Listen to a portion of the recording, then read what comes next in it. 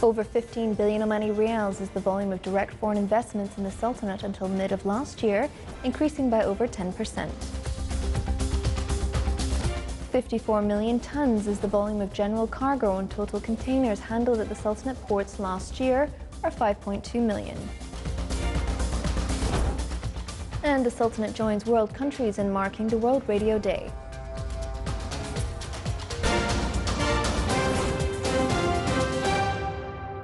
Those are the headlines, and now for the news in detail.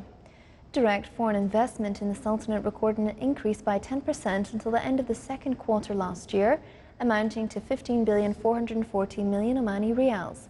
The National Centre for Statistics and Information pointed out that the foreign investment flow reached 1.8 billion Omani Rials. The United Kingdom came on top in terms of direct foreign investment volume, as its investments in the Sultanate amounted to 7.8 billion Omani Rials, followed by the United States with over 1.8 billion Omani Rials. Aimed at the outbreak of COVID-19 pandemic and its impacts, ports in the Sultanate achieved positive results during 2020 in terms of volume of goods handling due to direct import from countries of origin of many basic foodstuff, especially vegetables and fruits and meat. The volume of general goods handled at the Sultanate ports during 2020 was 54 million tons, with an increase by 3.4% compared to the same period in 2019. The liquids goods amounted to 18.4 million tons, with an increase by 3.4% compared to the same period in 2019. The number of ships and tankers which visited the Sultanate's ports amounted to more than 9,000 vessels. This was overcome out of the initiatives to facilitate trade approved by Asiad Group and its partners of government bodies and the commercial community.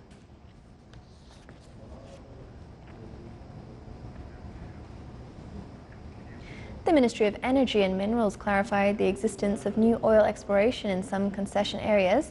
In a statement to Oman News Agency, the ministry indicated that the Sultanate's oil reserves have stabilized at the level of 4,500 million barrels of oil and 24 trillion cubic feet of gas. The ministry added that the Sultanate imported small quantities of gas to compensate for the use of some companies that have projects from the ministry's gas network.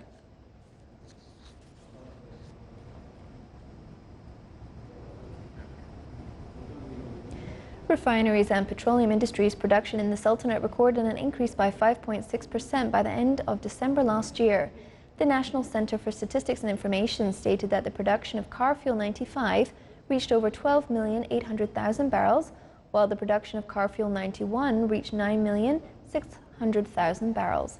The centre stated that the diesel production increased by 28%, amounting to 33,900,000 barrels. Jet fuel production declined by 51%, reaching 6,981,000 barrels.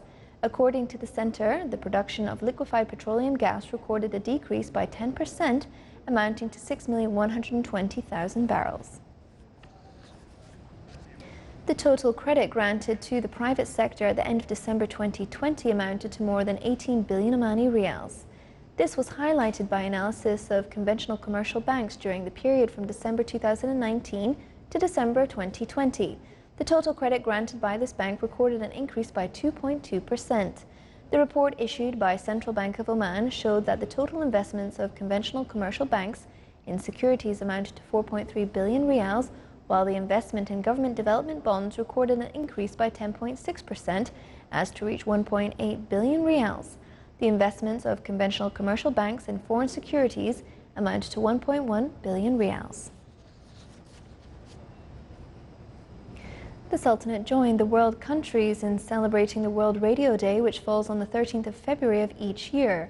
The celebration this year came under the title of Renewed Radio for Renewed World. The radio worked on adapting and developing new technologies to remain effective, and everyone can listen to them everywhere. And the celebration sheds light on the services provided by the radio to societies at any time, such as national disasters, economic, health and social crises.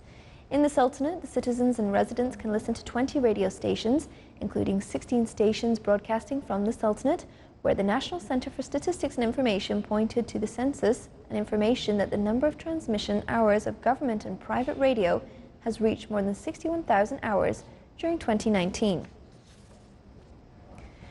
Halahel Bani Gaith is a mountainous village in Wadi al-Halti in the Wilaya of Sohar.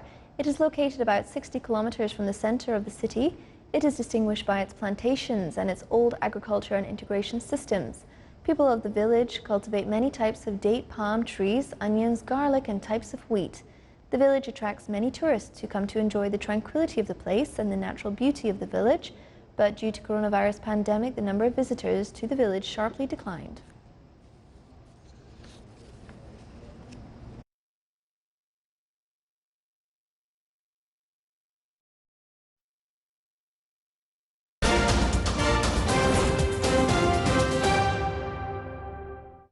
A suicide bomber died and 7 civilians were wounded when a vehicle exploded near a checkpoint outside the presidential palace in Somalia's capital Mogadishu today. More than a dozen vehicles were also destroyed in the blast.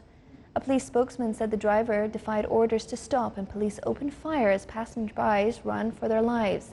This latest bombing occurred as Somalia politicians argue over how to hold a national election. The vote had been scheduled for February the 18th. And some argue that President Mohamed Abdullah Mohamed has overstayed his mandate. The al-Qaeda-linked al-Shabaab group based in Somalia often target high-profile areas of Mogadishu. It has threatened to attack the polls. The University of Oxford plans to test its COVID-19 vaccine on children for the first time, becoming the latest vaccine developer to assess whether its coronavirus shot is effective in young people. The trial announced today seeks to recruit 300 volunteers between the age of 6 and 17, with up to 240 receiving the COVID-19 vaccine and the remainder a controlled meningitis vaccine. Andrew Pollard, chief researcher on the Oxford vaccine trial, said that while most children don't get severely ill from COVID-19, it is important to establish the immune response of those who might benefit from inoculation. Regulators in more than 50 countries have authorized widespread use of the Oxford vaccine, which is being produced and distributed by AstraZeneca for use in people over the age of 18. Other drug companies are also testing the COVID-19 vaccine in children. Pfizer, whose vaccine has already been authorized for use in people 16 and older, began testing its shot in children as young as 12 in October. Moderna in December began testing its vaccine on children as young as 12. Foreign European Central Bank chief Mario Draghi was sworn in today as Italy's new prime minister at the presidential palace in Rome. This came a day after he accepted the Italian president's bid to form a new government, announcing a cabinet of experts mixed with experienced political hands, at once seeking to reassure financial markets and tame a potentially unruly coalition of former rivals. The formation of a broad-based government of national unity was widely expected after most political parties across the spectrum signaled their support for Draghi. Italy is at its critical juncture as it battles the health and economic consequences of the pandemic, which first struck the country hard almost 1 year ago. Draghi, who is credited with having saved the euro as ECB chief, will have the job of spending the huge pool of EU recovery funds to relaunch Italy's economy, badly damaged by a 7-week near-total lockdown last spring and rolling restrictions starting in the fall. Larry the cat, the 4-legged furry inhabitant of 10 Downing Street, is marking a decade as Britain's mouse-catcher-in-chief on Monday. The tabby cat was recruited by then Prime Minister David Cameron to solve a rat crisis at one of the world's most famous addresses. The rescue cat entered his new home on February the 15th, 2011, and has been a much-loved resident ever since. The government website said Larry spends his days greeting guests, inspecting security defences and testing antique furniture for napping quality. His day-to-day responsibilities also include contemplating a solution to the mouse occupancy of the house. Larry has been lapping up the attention of the international media at times, stealing the spotlight away from more famous visitors. He's seen prime ministers come and go and managed to keep rival cats, Palmerston from the Foreign Office, at bay.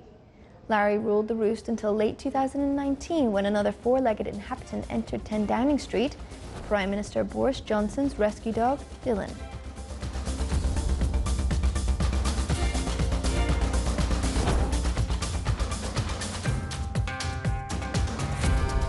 This is the Sultanate of Oman television. Before in tonight's bulletin, here are the main points once again.